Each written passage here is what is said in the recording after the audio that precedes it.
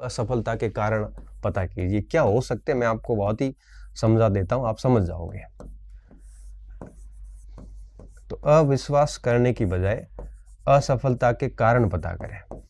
ठीक है, असफलता के जहां तक मैं समझता हूं, मुझे जो जो बच्चे बताते हैं उस हिसाब से मुझे लगता है कि 5 मेन कारण मुझे नजर आते हैं स्टूडेंट के पास में। सबसे पहला ये होता है कि कोर्स पूरा नहीं हुआ। ठीक है, कई स्टूडेंट ऐसे होते हैं कि कोर्स पूरा नहीं करते। अब देखो, आपको तो पता भी नहीं चलेगा कि कोर्स पूर्ण नहीं है। देखो होगा क्या, होगा ये कि जैसे मान लो कि आप इतिहास पढ़ रहे हैं, इतिहास में कई छोटे छोटे बिंदु छोड़ देते हैं, कई वर्ल्ड हिस्ट्री में छोड़ देते हैं, कई आधुनिक में छोड़ देते हैं। ऐसे करते करते 20-30% सिलेबस कब छूटता हमें पता भी नहीं चलता है।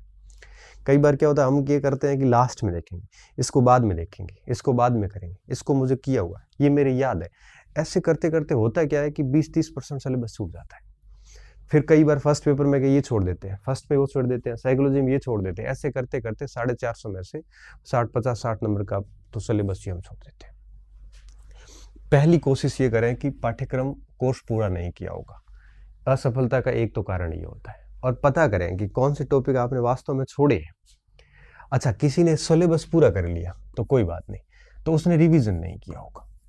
मैं कह रहा हूं आपको, आप कितने भी कोर्स पूरे कर लो, लेकिन अगर आप कम से कम 5 से 6 बार रिवीजन नहीं करते हैं, तब तक कोर्स पूरा किया हुआ कोई काम का नहीं है। अच्छा, आप असफल हो गए हैं, तो अभी आप जो वीडियो देख रहे हैं तो आप ध्यान से आप खुद से प्रश्न करते जाना, क्या आपने सिलेबस पूरा किया? तो आपने कहा, हम मैंने कर लिया था सर कोर्स, फिर भी मैं फेल हुआ। तब मैं आपसे दूसरा प्रश्न करूंगा, क्या आपने 5 से 6 बार आपने अपने जितने भी सिलेबस को जिस जिस सोर्स से पूरा किया था, क्या उन्हीं सोर्स को वापस आपने 5-6 बार रिवीजन किया? आप में से अधिकांश पहले प्रश्न पे ही फेल हो जाएंगे, दूसरे कहेंगे हाँ सर मैंने 5-6 बार रिवीजन भी किया था। उसके बाद मेरा तीसरा प्रश्न ये होता है अभ्यास। क्या आपने पुराने पेपर जितने भी थे उन पेपर्स को लेके क्या उनके एक एक प्रश्न की ठीक से स्टडी करी थी? क्या आपने पूरे पेपर स्टडी करके फिर रिवीजन किया था?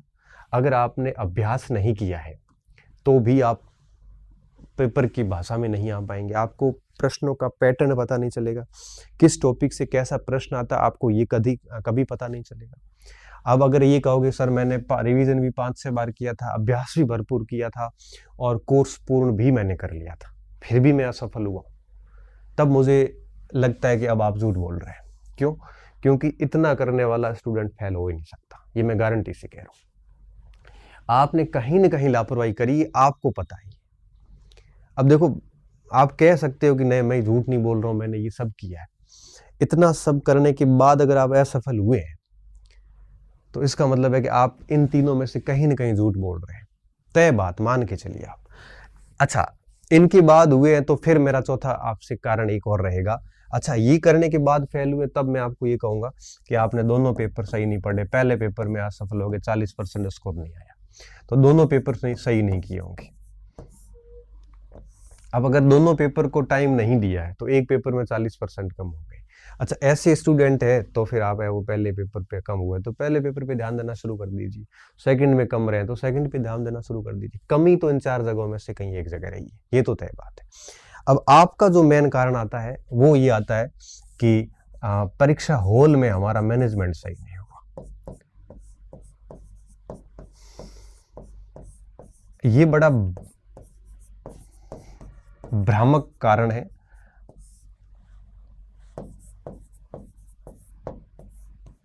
कैसे, मैं वो भी आपको समझाऊंगा। देखो, मैं बहुत ही क्लियर बोलने वाला व्यक्ति हूँ और मुझे कहते हुए भी डर भी नहीं लगता। आप क्या सोचते हैं मुझे ये भी फर्क नहीं पड़ता, आप नाराज हो जाएंगे मुझे ये भी फर्क नहीं पड़ता। सच है वो मुझे बताना पड़ेगा। देखिए, एग्जाम हॉल के अंदर एक व्यक्ति का मस्तिष्क सबसे तेज काम करता है, वहां सबसे अधिक हार्मोन एक्टिव होते हैं।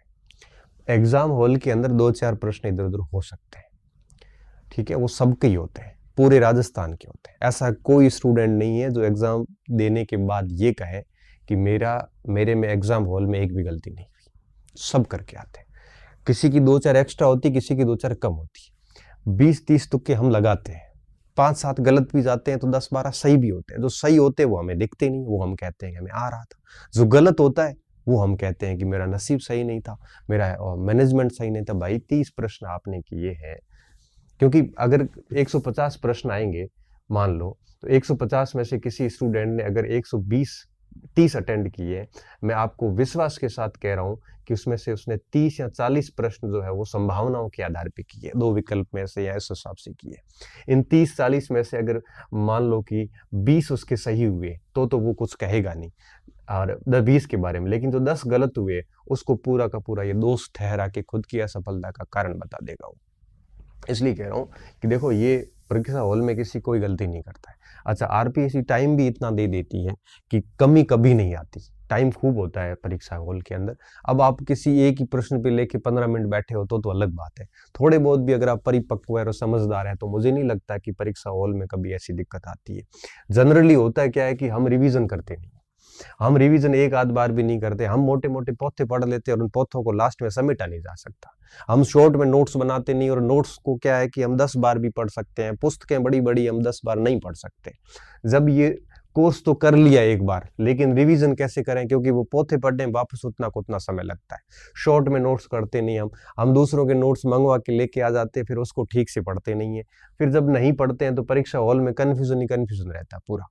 जब इसलिए कहा जाता है कि परीक्षा से ठीक पहले, कम से कम 15 दिन पहले तक एक बार पूरा कोर्स आपकी आंखों से निकल जाना चाहिए। तब क्या होगा कि परीक्षा हॉल में कन्फ्यूजन नहीं होगा। भारत की राजधानी में दिल्ली पूछता हूं तो आप गलत करोगे नहीं, क्योंकि आपकी खूब पढ़ा हुआ है। लेकिन जैसे ही कोई थोड़ा सा टफ प्रश्न आता है तब आप कंफ्यूज हो जाते हो। कंफ्यूज इसलिए होते हो, लैक ऑफ रिवीजन। कंफ्यूजन व्यक्ति सभी इसीलिए होते हैं कि आपके अंदर रिवीजन आपने ठीक से नहीं किया। और रिवीजन क्यों नहीं कर पाए? क्योंकि आपका कोर्स पूरा करने में आपने 12-15 किताबें पढ़ी। अब वो 15 किताबें 15 दिन में कैसे पूरी होगी? आपको शॉर्ट नोट्स तैयार करने तो वो आपने किए नहीं। अगर आपने वो नहीं करोगे तो रिवीजन नहीं होगा। रिवीजन के बिना कुछ भी नहीं होगा। अभ्यास और रिवीजन ये सफलता के लिए सबसे ज्यादा जरूरी आवश्यक तत्व है। अब आप कहीं से भी कुछ, अच्छा ये सबसे बड़ी चीजें हैं। मैं कह रहा हूं आपके पास कोई भी किताब है, आपने शॉर्ट नोट्स तैयार नहीं करे।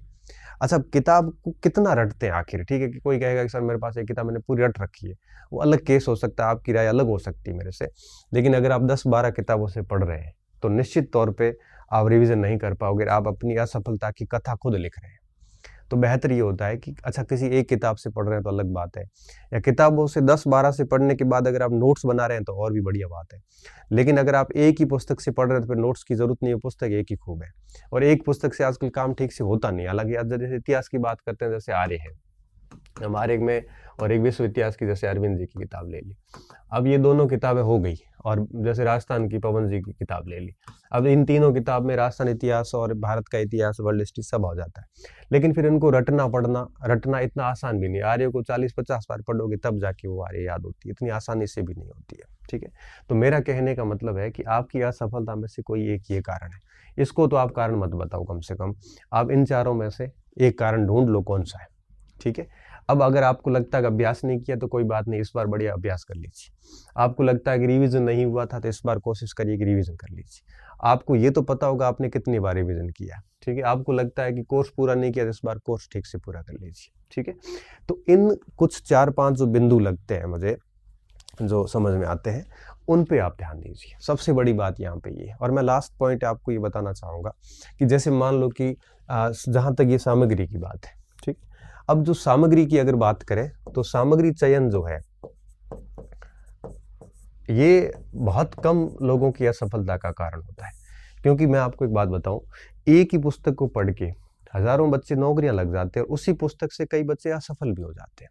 तो सामग्री इतनी महत्वपूर्ण नहीं, मैटर नहीं करती जितना पढ़ने वाला मैटर करता है। ठीक है, आपने जैसे, अब कई बार ऐसा होता है, गलती कहाँ हो जाती, कई बार जैसे आपने कोचिंग ले ली और किताब नहीं पढ़ी थी। ठीक है, अब कोचिंग ले ली और कोचिंग के गुरुजी ने ऐसी ढंग से घास काटी कि उसके प्रश्न भी 40-50% नहीं आए, तो मैं यही कहूंगा कि बेहतर होगा कि जल्दी से इस फ्रॉड से बाहर आ जाइए। कई बार ऐसा मार्केट के अंदर होता है, ये भी मुझे पता है। ठीक है, लेकिन पुस्तकें जितनी भी हैं ये अपने आप में पर्याप्त है। आप किताब चेंज ही मत करना, जो भी आपके पास है वही रहने दो। ठीक है, और उससे पढ़िए। और मैं कहता हूँ कोशिश ये करिए कि टाइम खूब है हमारे पास में, आप इसके शॉर्ट नोट्स बनाइए। एक बार नोट्स बनाने में समय जरूर लगता है, और शॉर्ट में बनाइए, समय जरूर लगता है। हिस्ट्री जैसी उसमें 6-7 रजिस्टर भी बन जाते हैं, लेकिन एक बार हो गए ना तैयार, उसके बाद में वो पढ़ने में बिल्कुल टाइम नहीं लगेगा। फिर आप 10-12 बार भी रिवीजन बड़े आराम से कर लोगे। ठीक है, और इस स्थिति के साथ में आप स्टार्ट हो जाइए। और मैं मान के चल रहा हूँ 2024-25 के अंदर ये सेकंड चरण पूरा होगा। और आप विश्वास करके रखना कि अगर किसी के इस साल 200 नंबर आए इतिहास में, तो 200 से 300 करने में बहुत ज़्यादा जोर आएगा नहीं आपको। बस इतनी मेहनत कर लेना और प्रॉपर तरीके से, ठीक है। और सबसे मेन काम ये कि अभी आप किसी को कोई जवाब ना दें। मैं हर बार कहता हूँ और अब फिर कह रहा हूँ, खामोशी से काम करें, साइलेंटली काम करें, किसी से कुछ नहीं कहें। आप फेल क्यों हुए इसकी असफलता के कारण भी लोगों को ना बताएं, किसी को कोई एक्सक्यूज ना दें। लोग कहेंगे आप असफल हुए, ये वो, कुछ भी कहने का कोई सेंस नहीं है। ऐसा कहने भर से आप सफल नहीं होंगी। आप आधे नंबर से रहे, दुनिया कहोगे मैं तो आधे से रह गया। आधे से रहो चाहे 50 नंबर से रहो, बात एक ही है। किसी को कहने का कोई फायदा नहीं, लोग मजे लेने वाले। तो बेहतर ये होगा कि आप साइलेंट हो जाइए, वापस साइलेंट हो जाइए, ठीक है। और खामोश हो जाइए, और खामोश होकर आप आराम से आज बैठिए। और आप क्या करोगे, आज आप सिलेबस वापस उठाना, पुराना पेपर पिछली बार वाला उठाना। आप देखना हर भाग से कितने प्रश्न आए, आपने किस भाग से कितने गलत किए, आपके कंटेंट से कितने % सवाल आए सीधे प्रत्यक्ष तौर पे या समझाए हुए में से। अगर आपको इन सारी चीज़ों का अध्ययन करने के बाद देखना, अगर आपके कंटेंट से 80% या उससे अधिक सवाल मिल रहे हैं, तो मैं तो मानता हूँ 90% 80% अगर सवाल मिल रहे हैं तो आपकी सामग्री वही रखो, पहली बात। दूसरी बात, ज़्यादा गलत हुए हैं तो आपने अटेंड किया पेपर, आपको पता ही है। ज़्यादा गलत हुए हैं तो इस बार रिवीजन को और बढ़ाओ। आप पहले पेपर में कम हुए हैं तो उसको और बढ़ाने की कोशिश करिए। तो इस तरह से सारा चीज़ें आज है वो आप एक आंकलन कर लो अपना। करने के बाद में इनमें से जो जो कमियां रहती है, इसके इतर भी कोई कमी मिलती है आपको, उनको आप मस्तिष्क में रखो। और लिखने की भी ज़रूरत नहीं है, मस्तिष्क में रखिए और उसके ऊपर काम करना शुरू कर दीजिए। निश्चित तौर पे आगामी जो वैकेंसी आएगी उस वैकेंसी में आप डेफिनेटली निराश नहीं होंगे। और आपका स्कोर आज इस बार 210 रहा या 215 रहा या 220 रहा है। और मैं विश्वास के साथ कह सकता हूँ, मैं जो कह रहा हूँ इस रणनीति से आप चलते रहोगे। मैंने पिछले 1 या 2 महीने पहले फर्स्ट एड की पूरी रणनीति का वीडियो बनाया था कि किस तरह से लेक्चरर बने, स्कूल लेक्चरर। एक महीने पहले का शायद वीडियो है, वो देख लो और उसके अनुसार आज से लग जाओ। मैं विश्वास के साथ कह रहा हूँ, अगर आप 1 साल तक उस वीडियो के अनुसार चल लिए तो आप अगले साल जब आपकी वापस ही परीक्षाएं होगी करेगी, आप 100 अंक आराम से बढ़ा दोगे। और आपको बिल्कुल ये वीडियो ऐसे देखने नहीं पड़ेंगे कि असफलता के बाद क्या करें, ठीक है। तो ये मेरी तरफ से व्यूह रचना थी कि असफलता के कारणों का इस तरह से पता किया जा सकता है। न्यूट्रल होके पता करना, पूर्वाग्रहित होके नहीं कि मेरा तो नसीब ही खराब है। और नसीब को दोष अगर दे दिया तो इनमें से एक भी दोष आपको मिलेगा नहीं। खुद को दोष दे दिया तो भी दोष नहीं मिलेगा, ठीक है। तैयारी के दौरान का मैनेजमेंट हो सकता है आपका खराब हो सकता है आपको रिवीजन का समय नहीं मिला हो सकता है कि आपने गलत कोई चीज चयन कर ली हो। तो इस प्रकार से आप बिल्कुल न्यूट्रल होके समीक्षा करके और वापस लग जाइए। और इस तैयारी में जहाँ कहीं दिक्कत आती है तो आप मुझे मैसेज कर सकते हैं और मैं पूरा प्रयास करूँगा कि आपकी हर समस्या का मैं समाधान करूँगा।